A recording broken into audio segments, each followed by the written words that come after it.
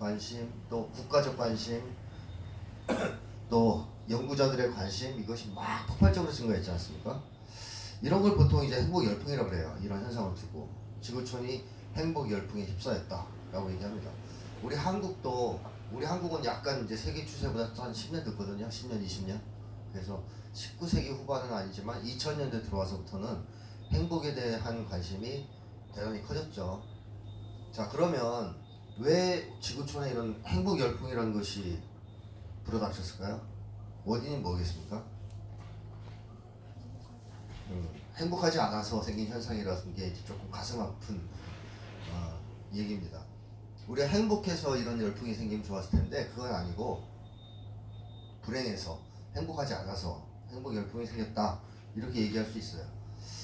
이런 것은 어떻게 보면 중요하지만 행복이 정말로 중요하지만 행복하지 않을 때 사람들의 관심이 집중되고 행복할 경우에는 그다지 큰 관심을 가지지 않는다라고 이제 말씀드릴 수 있는데요. 우리가 몸에서도 심장이라는 기관이 굉장히 중요하잖아요. 심장에 문제가 생기면 죽을 수도 있습니다. 근데 이렇게 중요하기 때문에 어때요? 계속 지금 심장박동수를 세우고 계십니까?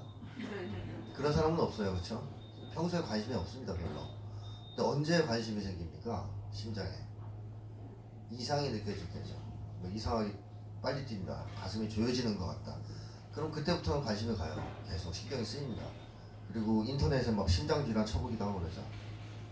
자, 이런 것과 똑같아요. 행복도 정말로 중요한 거지만 문제가 없다면 사람들이 이렇게까지 큰 관심을 가지고 막 지수를 측정하고 비교하고 이럴 이유는 없다는 거예요. 행복하지 않기 때문에, 불행하기 때문에 행복이 뭐냐, 어떻게 하면 행복해질 수 있냐, 이런 데 대한 관심이 고조되었다는 것이죠. 그럼 우리 인류가 어때요? 과거보다 행복하지 않다는 건 분명한가요? 영국의 행복학자인 홀덴이라는 사람이 이런 얘기를 했습니다. 우리는 과거보다 더 많은 물건과 부를 소유하게 되었다. 그러나 우리는 과거 어느 때보다 더 우울하고 더 폭력적이며 더 자살지향적이고 더 스트레스를 받고 있다. 뭐 이렇게 이제 비관적 얘기를 했고요. 제2차 세계대전 이후 유럽 국가들을 보면 1960년에 비해 물질적 생활 조건은 굉장히 좋아졌는데 우울증 환자 수가 10배가 증가했습니다. 환자의 나이도 점점 젊어지고 있고 한국도 정신질환을 앓는 사람의 수가 급격하게 증가하고 있습니다. 이런 모든 현상들, 간단한 몇 가지인데 현상들은 우리 인류가 과거에 비해서 훨씬 더 불행해졌다는 걸 보여주고 있죠. 오늘날 우리 한국 사람들의 행복 지수는 어떤 정도일까요? 청년 세대 같은 경우에 한국 같은 경우에는 청년도 행복하지가 않아요. 문제는 다른 나라들은 행복 지수가 낮아도 청년은 좀 낮거든요. 아동, 청소년, 청년. 한국은 그렇지 않습니다. 대체로 선진국들은 행복 지수가 높다가 성인기가 되면 좀 떨어졌다가 노년기에 다시 올라갑니다. 그러니까 어릴 때는 뭐 그냥 생각 없이 놀 수가 있으니까 비교적 행복했다가 이제 사회생활 시작하면서 인생이 고달파지고 행복지수가 떨어지고 은퇴하고 이제 쉬게 되면 다시 행복지수가 올라가는 거거든요. 근데 우리 한국은 어떨 것 같아요? 이 그래프 이렇게 나올까요? 네, 어려서도 불행하고요. 성인기 때 약간 나아졌다가 노년기 때 또 불행해집니다. 그러니까 세계적으로 찾아보기 힘든 행복 그래프를 갖고 있는 곳이 바로 한국이죠. 그래서 한국 사회에서는 아동, 청소년, 뭐 청년, 노년 할 거 없이 다 행복하지 않아요. 그래서 청년 세대 같은 경우 2018년, 2019년 행복지수 조사에서 2년 연속 꼴찌를 했습니다. 가장 불행한 세대라고도 할 수 있겠죠.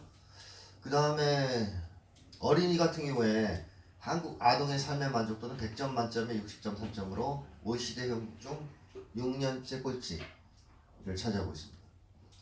그리고 이 스트레스 있죠? 학업 스트레스. 그거는 세계 최고입니다.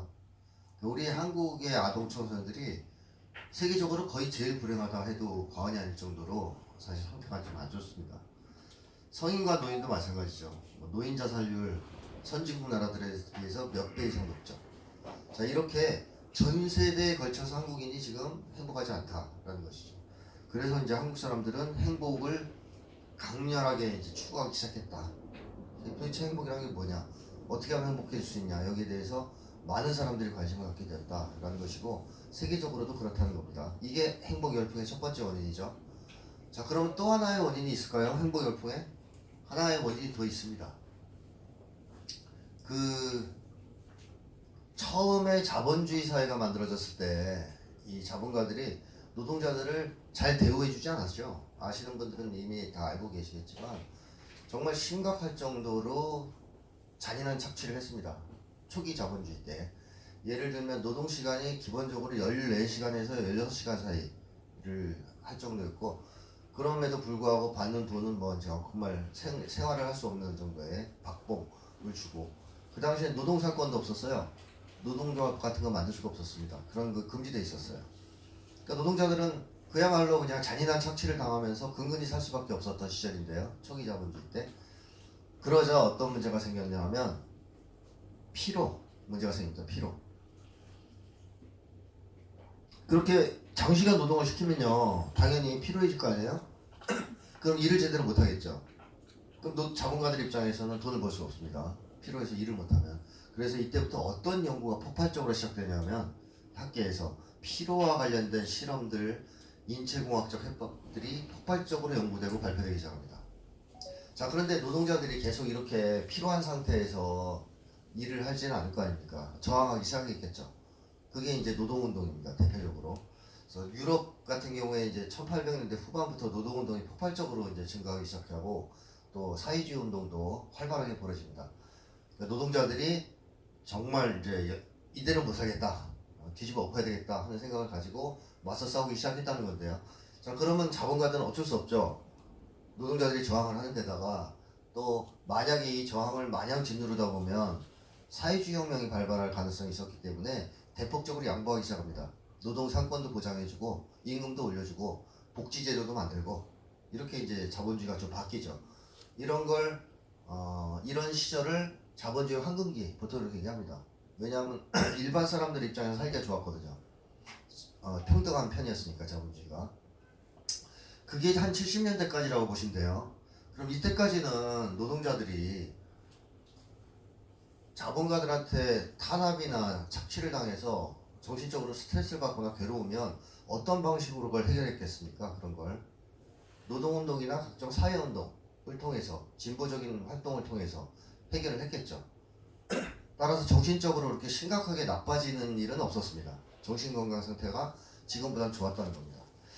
근데 다들 아시다시피 1980년대부터 자본주의는 또 한 번의 변화를 시작합니다. 신자유주의 체제로 변하죠. 자, 신자유주의 체제가 왜 등장했냐? 사회주의 진영이 무너졌기 때문이에요. 가장 본질적인 이유는. 그 전까지 사회주의라는 진영이 있었으니까 소련하고 이렇게 중심으로 한. 근데 사회주의의 장점은 평등이거든요. 그러니까 자본주의 사회가 무서워한 게 평등이란 말이에요. 그래서 자본주의 사회들도 평등 정책을 폈어요.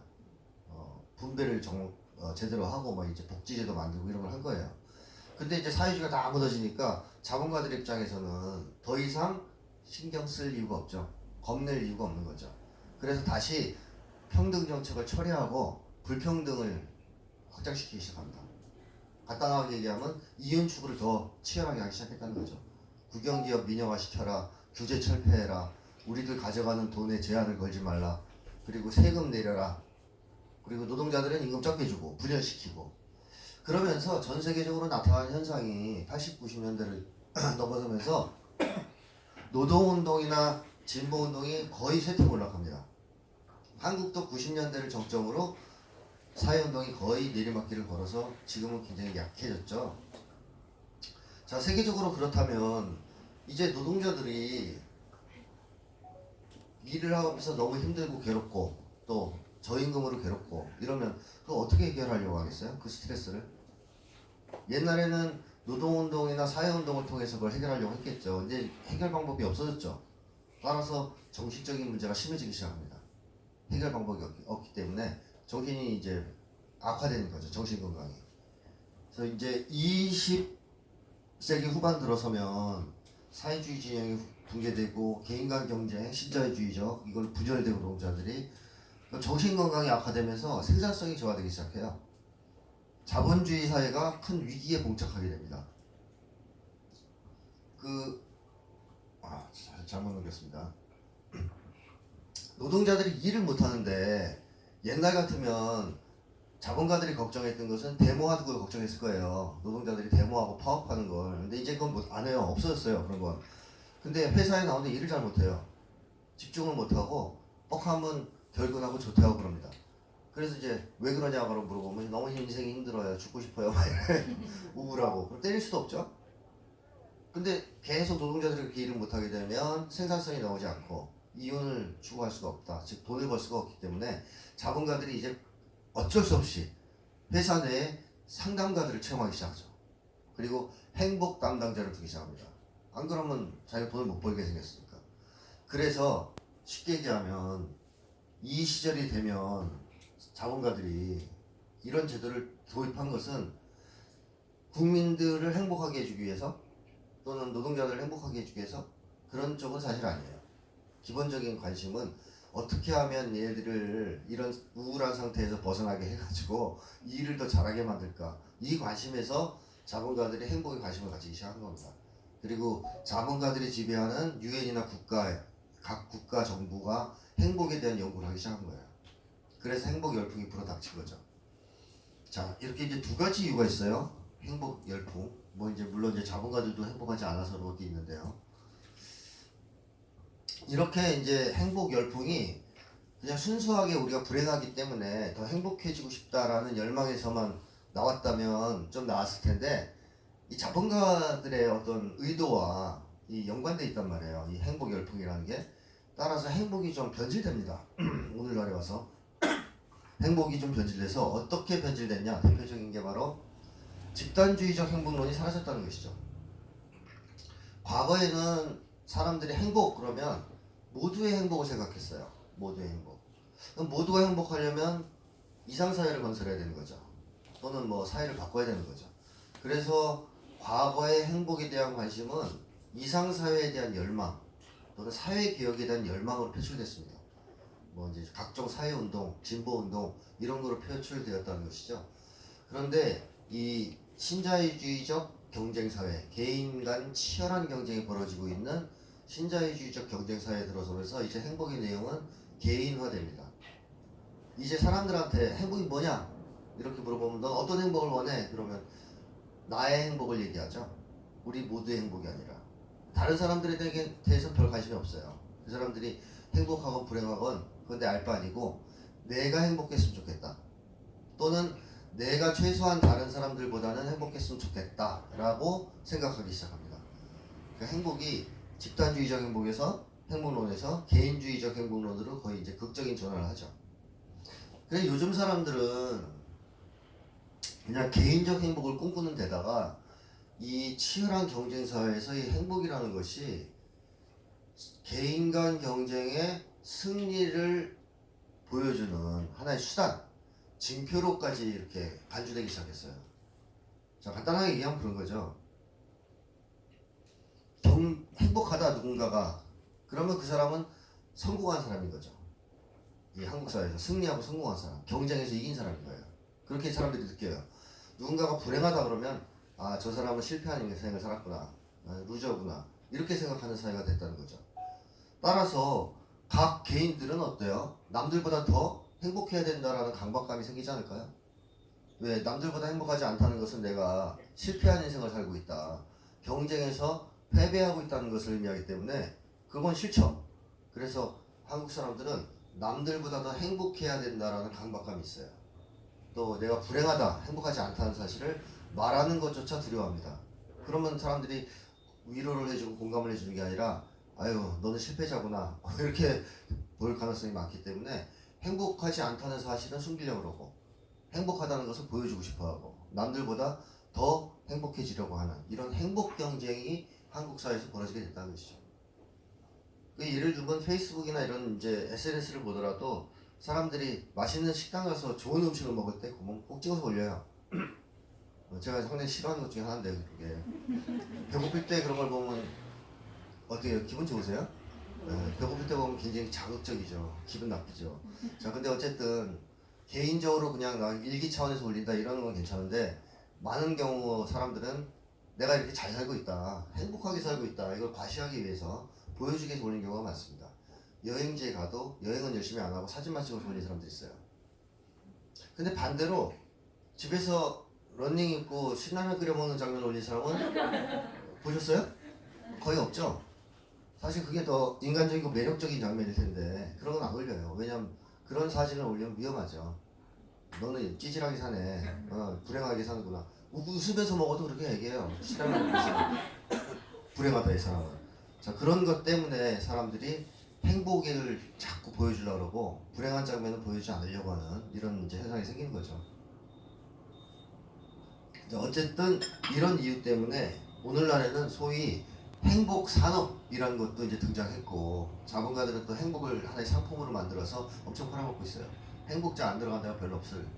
한때는 힐링이 유행했어서 뭐 힐링 센터 뭐 힐링 뭐가 나오다가 그거 붙여서 팔아먹다가 요즘에 행복을 좀 붙여 팔아먹는 그런 시대가 된 거죠. 자, 이런 상황이고 또 이제 행복을 팔아먹는 행복 컨설턴트들도 무지하게 많아졌죠.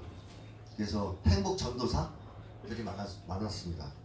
근데 이제 행복 전도사들은 이제 기본적으로 자본가들을 대상으로 장사하는 사람들이에요. 이 자본가들이 돈이 많잖아요. 그러니까 저도 돈 벌고 싶으면 이런 데서 강의하면 안 되고요. 기업체 같은 데서 해야 되는데 기업체에서는 저를 안 부릅니다. 네, 조사를 해보니까 안 되겠죠. 자본가들한테 이제 마음을 다스리고 직원들 사기 북돋는 쉽게 하면 일 더 열심히 하게 만드는 방법을 코칭해주고 돈 벌고 노동자들한테는 일에 대한 열정을 되찾는 걸 거기서 참 나쁜 짓 하는 거예요 사실은.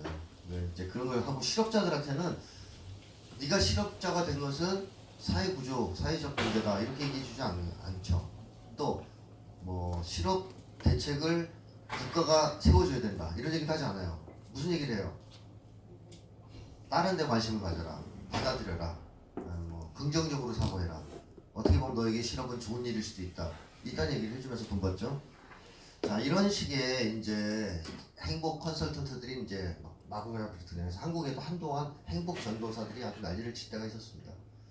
그리고 아이러니한 것은 그 당시 제일 유명했던 행복 전도사 부부가 자살했었죠. 그거 기억하시는지 모르겠어요.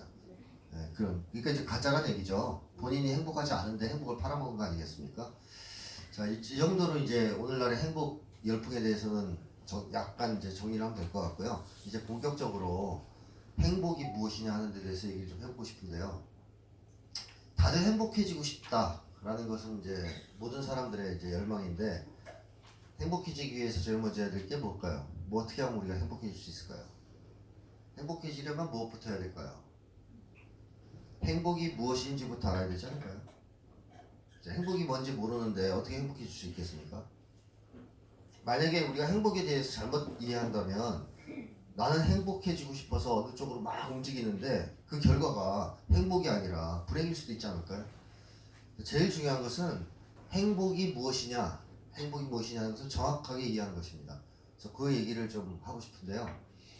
행복이 무엇인지 정확하게 이해하려면 오늘날 한국인들이 행복에 대해서 오해하게 만드는 가짜 행복론을 먼저 조금 점검할 필요가 있어요. 그래서 제가 두 가지 정도 좀 가짜 행복론을 소개를 해드리고 비판을 한 다음에 진짜 행복에 대한 얘기를 하겠습니다.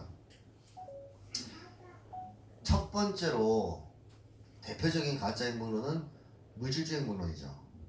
이건 뭐 간단하게 얘기하면 이런 겁니다. 행복을 곧 돈이라고 보는 거죠. 통속적으로 얘기하면. 우리 한국 사람들은 이 물질주의 행복론 많이 믿고 있습니까? 네. 여기 계신 분들은 안 믿으실지 몰라도 대부분의 한국인들, 절대 다수의 한국 사람들이 이걸 믿고 있죠. 한국만이 아니라 뭐 미국, 유럽 할 거 없이 신자유주의적 자본주의 사회에서 살아가는 사람들 거의 다 이걸 믿고 있어요.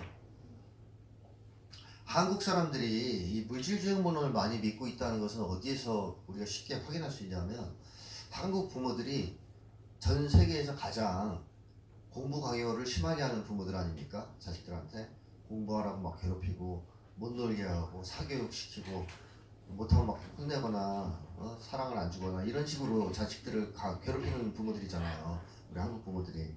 자, 근데 한국의 부모들은 왜 애들한테 그렇게 공부를 강요하죠? 네, 좋은 직장을 나중에 구했으면 좋겠다. 좋은 대학 가서. 자, 좋은 대학 가서 좋은 직장 구했으면 좋겠다고 생각하는 이유는 그래야 돈을 많이 벌 거니까. 다시 말하면 한국 부모들은 나중에 내 자식이 커서 돈을 많이 못 버는 것을 너무너무 두려워하죠. 왜 그걸 두려워할까요? 돈을 많이 못 벌면 행복할 수 없을 거라 믿기 때문이죠. 만약에 돈과 행복이 관련이 없다고 믿는다면 내 아이가 공부를 잘 못해요. 그래도 나중에 커서 행복할 수 있는 거 아니에요? 돈 많이 못 벌겠지만 돈 많이 못 벌어도 행복할 수 있다고 믿는다면 자식한테 공부하기를 할 이유가 없어요. 근데 대부분의 한국 부모들은 돈과 행복을 연동시켜서 생각합니다. 내 아이가 나중에 커서 돈을 많이 못 벌면 절대로 행복하게 살 수 없을 거야. 불행할 거야. 이거는 부모로서 견딜 수 없어. 따라서 너는 지금 불행해야 돼. 이게 이제 오늘 한국 부모들의 입장이죠. 지금 아이들을 괴롭히고 공부하라 그러면 애들 불행해하잖아요. 행복하지 않잖아요. 그래도 부모들은 그걸 합리화하죠. 너의 미래의 행복을 위해서 오늘 내가 너를 불행하게 만들고 있으니 감내해. 말도 안 되는 거지만 어쨌든 한국 부모들이 그렇게 하는 행동의 이면에는 물질주의 행복론에 대한 믿음이 있다는 겁니다. 만약에 어떤 부모가 살아보니까 돈과 행복은 반비례하더라. 돈이 많을수록 불행하더라. 그럼 애들한테 공부하지 말라 그러겠죠. 야, 공부하지 마라. 공부할수록 불행해진다. 학력이 높을수록 불행해진다. 이렇게 얘기하겠죠. 자, 이런 이제 관련이 있다는 거고요. 이 물질주의 행복론을 한국 사람들 대부분이 믿고 있는데 흥미로운 것은 심리학자라든가 행복 연구자들, 소위 이제 전문가들, 행복을 연구하는 전문가들은 물질주의 행복론이 맞다, 옳다라고 얘기하는 사람이 단 한 명도 없다는 거예요. 시중에 나와서 여기는 도서관이지만 행복의 가치가 아무나 뽑아서 보십시오. 물질주의 행복론이 맞다고 하는 사람 한 명도 없습니다. 근데 전문가들은 물질주의 행복론이 다 틀리다라고 얘기하는데 가장 많은 사람들이 이걸 믿어요. 그러면 뭔가 이게 거대한 간극이 있지 않습니까? 전문가들이 사입일까요? 아니면 다수의 대중들이 우매해서 그러는 걸까요? 어떤 문제가 있을까요? 도대체 이런 데는. 자, 거기에 대해서 조금 얘기를 해보고 싶어요. 저는 왜 물질주의 행복론을 잘못된 행복론이라고 다들 전문가들은 얘기하는데 일반인들은 가장 많이 믿고 있느냐 하는 문제죠. 네, 이 얘기입니다. 제가 이 PPT를 조금씩 늦게 느끼는 이 병이 있거든요. 이걸 설명할 때 넘기고 해야 되는데 다 설명하고 넘기는 이런 문제. 잘 안 고쳐집니다. 이게 오래된 습관이라. 저는 이 물질주의 행복론을 믿느냐 믿지 않느냐 하는 데에는 사회제도가 큰 영향을 미친다고 생각을 합니다. 즉 사회제도가 어떠하냐에 따라서 사람들이 물질주의 행복론을 믿게 될 수도 있고 믿지 않게 될 수도 있다라는 거죠. 그래서 거기에 대한 얘기를 좀 하고 싶은데요. 제가 시간 관계상 이제 좀 중요한 차이를 넘기고요.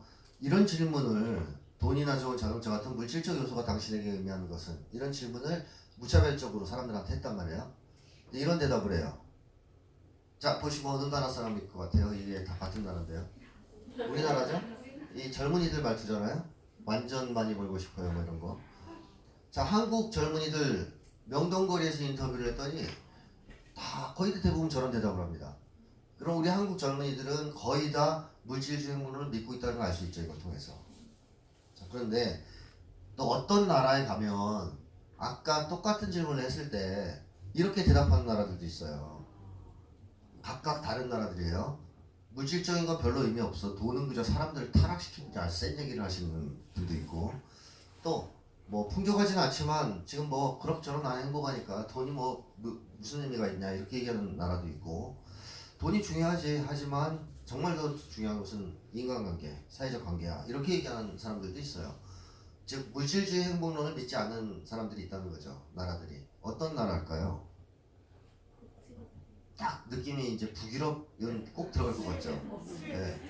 요즘 스웨덴 좀 맛이 갔어요. 네. 근데 어쨌든 스웨덴이 한때는 좋았죠. 지금은 약간 이상해졌는데 이번에 극우가 또 당선되고 그랬죠.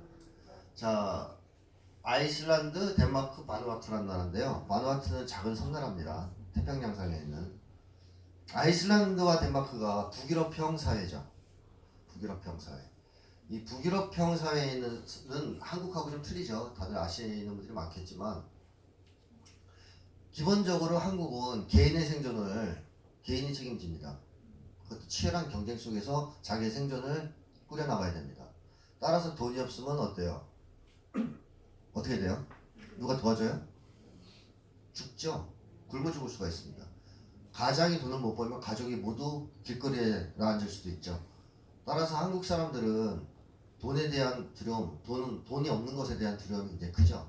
근데 북유럽형 사회는 국가가 기본적인 생존을 보장해주는 사회입니다.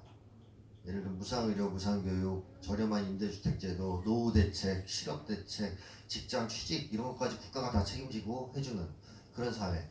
그래서 돈을 많이 못 벌면 생존을 할 수 없다, 굶어 죽는다 이런 공포가 없어요. 저 사람들은. 물론 지금은 옛날보다 후퇴해서 조금씩 이제 변하고 있지만 그래도 역시 이제 썩어도 준치라고 우리나라보다 나아요. 북유럽이 훨 낫습니다.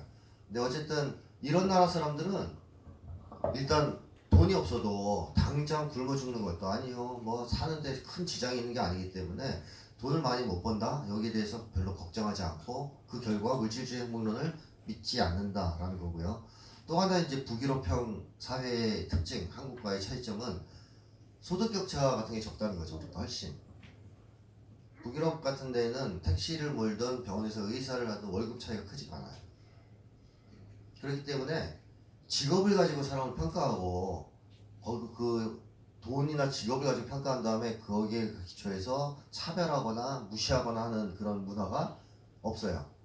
지금은 어떨지 모르겠는데 거의 없습니다. 제가 그 전까지 몇 년 전까지 많이 조사했을 때만 해도. 자, 그렇다면 돈을 많이 못 벌면 무시당한다? 사람 대접 못 받는다? 이런 두려움이 있을까요? 그것도 없는 거죠. 별로 없는 거죠. 하나도 없다라고 얘기할 그래도 한국에 비하면 훨씬 약한 거죠. 그러니까 북유럽 사람들은 돈을 많이 못 벌어도 먹고 사는데도 문제가 별로 없고 남들한테 무시당하는 일도 별로 없고 그러니까 돈과 행복이 관련이 있다고 생각을 잘 안 하는 거죠. 그 물질주의 행복론을 믿지 않게 되는 겁니다. 이게 이제 북유럽형 사회 사람들이 물질주의 행복론을 잘 믿지 않는 이유고요. 그 다음에 바누아투라는 나라는 좀 특이한데요. 작은 섬나라인데 가난한 나라입니다. 근데 행복지수가 높아요.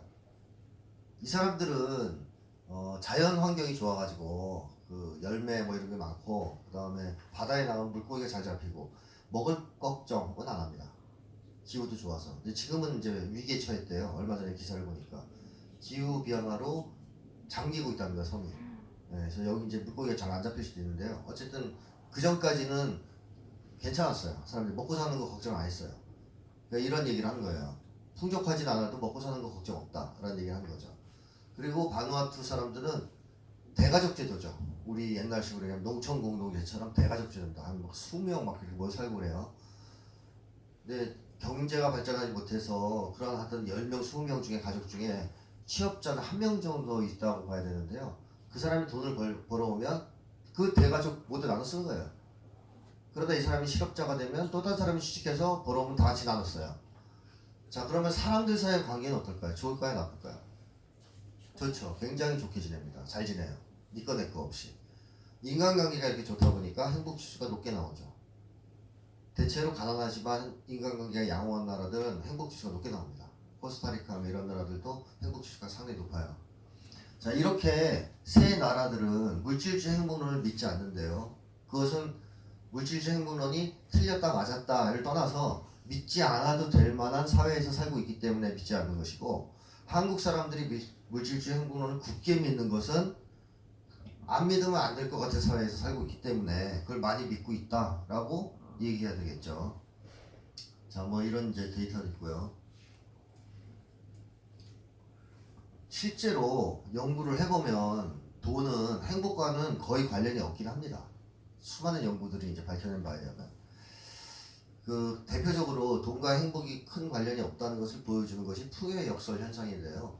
풍요의 역설이란 간단하게 얘기하면 물질적으로 더 풍요로워졌는데 더 불행해졌다라는 걸 보여주죠. 우리 한국만 해도 40년 전에 비해서 지금 훨씬 더 풍요롭죠. 훨씬 더 생활의 여유가 있습니다. 그러나 과거에 비해서 지금 오히려 더 불행해졌죠. 사람들이 행복지수가 떨어졌습니다. 이게 이제 풍요의 역설이에요. 이게 한국에서만 나타나는 현상이 아니라 지구촌 많은 곳에서 나타나는 현상이고요. 이것을 돈과 행복이 비례관계에 있지 않다는 것을 보여주는 하나의 증거라는 것이죠. 그리고 또 개인적 차원에서도 풍요의 역설이 있어요. 그건 뭐냐면 소득이 일정 정도까지 증가하고 나면 행복지수가 거의 높아지지 않는다라는 개인 차원에서의 풍요의 역설도 있습니다.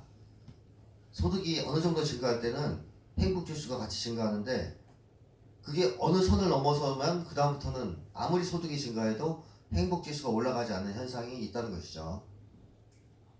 자, 그래서 요거 이제를 말씀드리면 이 돈과 행복의 변곡점 혹은 결별점 이렇게 이제 학자들은 얘기하는데요. 액수가 소득이 올라가다 어느 시점부터 안 올라가는 점을 바로 이제 변곡점이나 아니면 결별점이라고 합니다. 디커플링 포인트. 그래서 행복지수와 소득이 디커플링 되는 시점을 얘기하죠. 일반적인 연구 결과들에 의하면 돈은 후진국 사람들의 행복 수준에 상당한 영향을 미친다라고 나옵니다. 우리는 한국은 아직 후진국은 아니죠. 근데 어쨌든 선진국 사람들의 행복 수준에 별다른 영향을 미치지 못한다라는 것이 일반적인 연구 결과고, 또 같은 맥락에서 가난한 사람들의 행복에는 돈이 큰 영향을 미쳐요. 그러나 부자들의 행복에는 돈이 거의 영향을 미치지 못한다라는 겁니다. 그리고 이제 이 변곡점 결별점은 개인 소득이 낮은 수준에서는 소득이 늘어남에 따라 행복 지수가 팍팍 뛰는데 일정한 기준점을 넘어서면 더 이상 높아지지 않는다라는 겁니다. 이걸 두고 이제 결별점이라고 했고요. 서구 사회에서 약 1만 달러에서 1만 5천 달러 정도의 개인 소득을 변곡점으로 보통 확인되고 있습니다.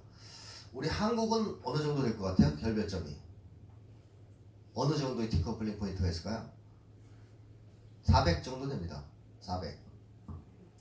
한 조사에 의하면 월 400 정도라고 이제 나왔습니다. 자, 이제 이걸 기준으로 말씀드리면 이런 거예요. 내가 100만 원을 받다가 월급을 200 받으면 행복지수가 2배 뛰어요.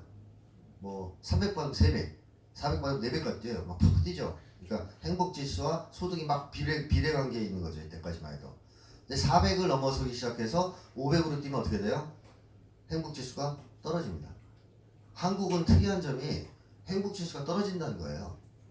다른 나라들은 결별점이나 변곡점을 넘어서서도 조금씩은 올라가요. 소득이 증가하면 행복지수가 약간 찔끔찔끔 올라가긴 하거든요. 잘 안 올라가서 그렇지. 한국은 400을 넘어서기 시작하면 떨어져요. 행복지수가. 부자들이 더 이제 불행한 거죠. 왜 그럴까요? 그것은 400 이상 벌기가 쉽지 않은 세상이라는 사회이기 때문이다. 이렇게 볼 수밖에 없죠. 네, 월 400 이상 벌려면 뭐 가족들을 얼굴을 못 보게 된다든가, 일중독에 빠져서, 아니면 취미생활을 포기해야 된다든가, 아니면 직장에서 상사한테 아부를 해야 된다든가, 즉 행복을 깎아먹을 수 있는 어떤 요인들이 생겨나기 시작한다는 걸 의미합니다. 그래서 400 이상 넘어가면 행복지수가 오히려 떨어지는 곳이 바로 한국 사회다라는 겁니다. 자, 오늘 이 강의를 듣고 딱 한 가지 정도는 그래도 소득이 생기셨죠? 뭡니까? 월 400 이상 벌면 안 된다. 이걸 이제 확실하게 아셨죠? 네, 이제 400 이상 만약에 수입이 들어오면 모두 도서관에 기증하시든가 저한테 송금하시든가 하셔야 됩니다. 본인의 행복을 위해서. 더 이상 수입을 늘리면 안 돼요. 자, 어쨌든 400이라는 것이 한국 사회에서는 분기점이다 이런 얘기인데, 왜 한국 사회에서 400이 분기점이 될까 하는 걸 생각해 보면 뭐 단순한 거죠. 400이야 뭐 100만 원 번다 월, 그러면 삶이 너무 고통스럽잖아요. 한국 사회는 돈 없으면 사는 게 힘들죠. 걸음걸음이 돈이기 때문에. 그리고 또 하나는 사는 게 힘들 뿐만 아니라 남들한테 이 사람 대접을 받는 것도 좀 그렇죠. 월 200 받는 직장 다닌다 그러면 아유 너 어렵게 사는구나 뭐 이렇게 얘기하지만, 나 월 400 받는 직장 다녀 그러면 뭐 이러잖아요. 존중도 좀 받을 수 있죠. 그러니까 이게 분기점이 되는 거예요. 400이 400 이상 간다고 해서 그런 고통이 다 사라지는 건 아니지만, 그래도 끔찍한 시달림, 고통 이런 데서는 벗어날 수 있는 분기점이 한 400 되는 거죠. 근데 400 넘어가도 행복하진 않다라는 것은 그 문제가 영구히 해결은 되지 않는다라는 걸 또 의미하고요.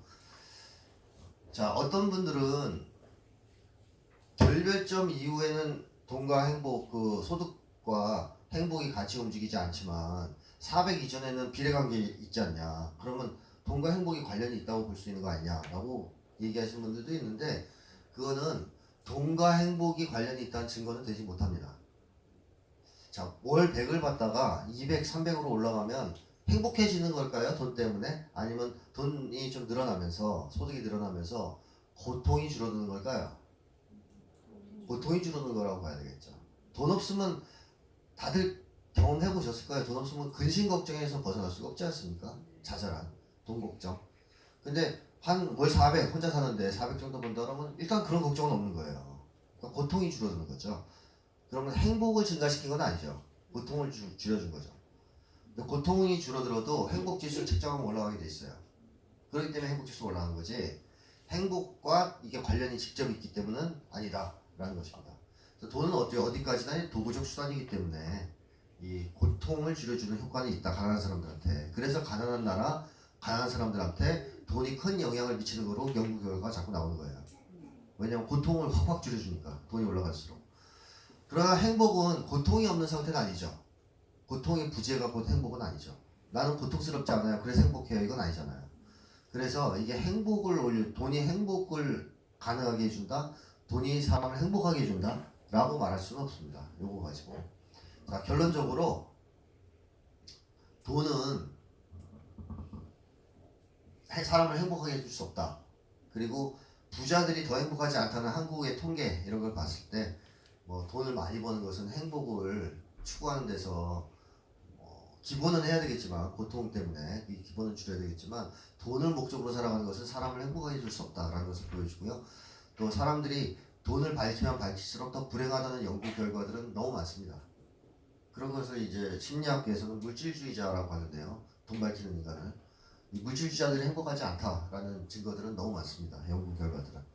지금까지 말씀드린 것이 이제 물질주의 행복론인데 한국 사람들이 많이 믿고 있지만 잘못된 행복론, 가짜 행복론이라는 것이고요. 그 다음에 또 하나 이제 가짜 행복론은 대표적인 것은 쾌락주의 행복론입니다. 쾌락주의. 이거 많이 들어보셨을 거예요. 인류 역사에서 가장 오래된 행복론의 양대 산맥이라고 하면 금욕주의와 쾌락주의를 꼽을 수 있죠. 고대 그리스 시절부터 있었습니다. 이게. 무슨 학파는 쾌락주의를 주장하고 무슨 학파는 금욕주의를 주장하는 식으로 그때부터 싸웠어요. 그래가지고 이제 둘이서 이제 맨날 이렇게 싸우다가 어떤 때는 금욕주의 행복론이 뜨고 어떤 때는 쾌락주의 행복론이 뜨고 뭐 이런 식의 이제 역사적인 변화 과정이 있었는데요. 이 금욕주의 행복론이 대유행을 했던 시절은 언제일 것 같습니까? 서구 사회를 기준으로 본다면 중세 기독교 시대? 중세 사회 때는 이게 주류 행복론이었죠. 왜냐하면 종교가 기본적으로 금욕주의를 좀 설파하기 때문에. 잘 글씨가 작아서 잘 안 보이시는데, 자, 금욕주의 행복론은 이제 종교 쪽에서 많이 얘기하는데요. 불교는 이런 얘기 하지 않습니까? 사람들이 고통에서 벗어나려면 모든 욕망, 심지어는 생에 대한 지향을 완전히 억제하는 상태에 도달해야 한다. 이런 얘기까지 합니다. 그 욕망을 다 버리라는 얘기죠. 우리가 흔히 그런 얘기 많이 들었죠. 불교 속에서. 너의 모든 고통과 번뇌의 원인은 삿된 욕망들 때문이니 그 욕망을 버려라. 이런 얘기를 하잖아요. 이제 심리학적으로 보면 틀린 얘기는 아닙니다. 맞는 얘기입니다. 자, 그 다음에 기독교도 행복이 내세에는 있지만 지상에는 있을 수 없다. 그러니까 그냥 내세에서 행복을 누리기 위해서 지상에서의 불행은 잘 감내해라. 하느님이 다 너한테 이유가 있어서 시련을 주신 것이니 고통스럽게 살아라. 이렇게 얘기하는 경우가 있다라는 것인데요. 자, 이 금욕주의는 일단 어떤 문제가 있냐면 행복론이라고 하긴 좀 어렵습니다. 이게 적극적인 의미에서 행복론이라고 하기가 좀 힘들어요. 이건 고통탈출론에 좀 가깝잖아요. 그러니까 삿된 욕망을 다 버리면 행복해진다는 얘기가 아니잖아요. 그걸 다 버리면 고통과 번뇌에서 해방된다는 거죠. 고통에서 해방된다는 얘기입니다. 근데 고통의 부재가 곧 행복은 아까도 얘기했지만 아니란 말이죠. 따라서 금욕주의 행복론은 적극적인 의미에서의 행복론이라고 하기에는 다소 좀 어렵다라고 볼 수 있습니다. 그래서 금욕주의 행복론은 사실상 행복론이 아니다라는 것이 이제 문제라는 건데 이거보다 더 큰 문제가 하나 있습니다. 오늘날의 이제 자본주의 사회에서는 어떤 문제가 있냐면 자본주의 사회하고는 상극이에요.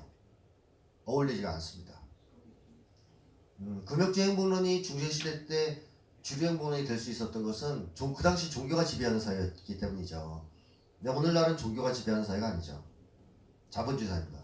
자, 자본주의 사회에서 정말로 중요한 것은 소비이거든요. 소비.